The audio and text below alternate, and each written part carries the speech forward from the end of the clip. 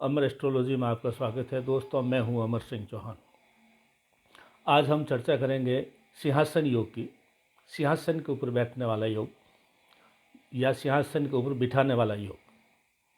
ज्योतिष में हजारों प्रकार के राजयोग है। गज केसरी राजयोग, पारिजात राजयोग, बुधादित्य योग, लक्ष्मी नारायण योग, ये सब अपने आप में अपने अपने स्थान पर बहुत महत्वपूर्ण है। हालांकि गजकेसरी राजयोग से बड़ा कोई राजयोग होता नहीं है, लेकिन उसी श्रेणी का एक राजयोग जो है सिंहासन राजयोग, उसकी हम आज चर्चा करेंगे। देखिए, लगन मतलब लग्नेश, दशमेश और भाग्येश, यानी पहले घर का स्वामी, 10वें घर का स्वामी और 9वें घर का स्वामी, lord of first house, lord of 10th house, lord of 9th house, ये तीनों ग्रह अगर एक साथ मिल करके कहीं बैठ जाए तो सिंहासन राजयोग बनता है।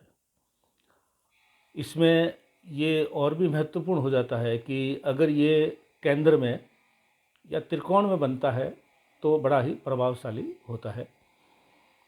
केंद्र का मतलब पहला घर, चौथा घर, 7वां घर, 10वां घर, और त्रिकोण होते हैं 5वां घर और 9वां घर।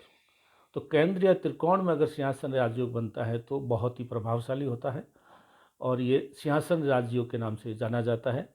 यदि पहले घर का स्वामी, 10वें घर का स्वामी, 9वें घर का स्वामी तीनों ही एक साथ युक्ति में बैठ जाए तो।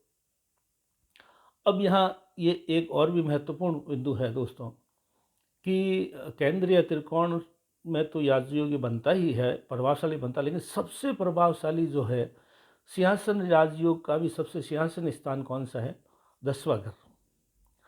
10वां घर का मतलब कर्मेश, कर्म भाव, जहाँ पे जिस काम के लिए आदमी जाना जाता है, चाहे वो अच्छा अभिनेता है, चाहे अच्छा नेता है, चाहे अच्छा उद्योगपति है, चाहे अच्छा शास्त्री है, या कोई भी जो 10वें भाव से तय होता है कि आदमी बड़ा होकर क्या करेगा और कितना बड़ा ऊंचा स्थान या ओहदा वो हासिल करेगा।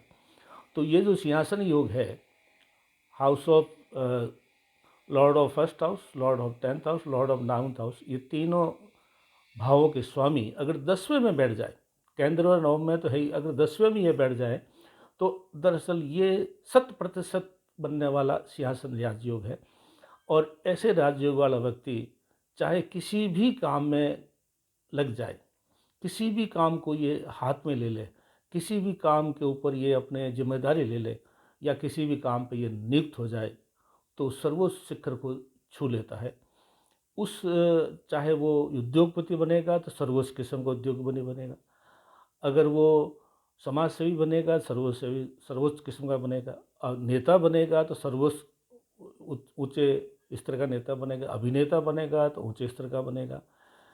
तो वो जो भी काम करेगा वो शिखर पे जाएगा और शिखर का जो सिंहासन है उस पे जाके वो बैठेगा।